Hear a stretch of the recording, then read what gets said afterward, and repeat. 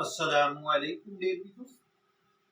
हमारा आज का टॉपिक है, क्या एतकाफ में बैठे हुए लोगों से नकदी पैसे वसूल करके इज्तिमाई इफ्तारी और सहरी करना जायज़ है या नहीं।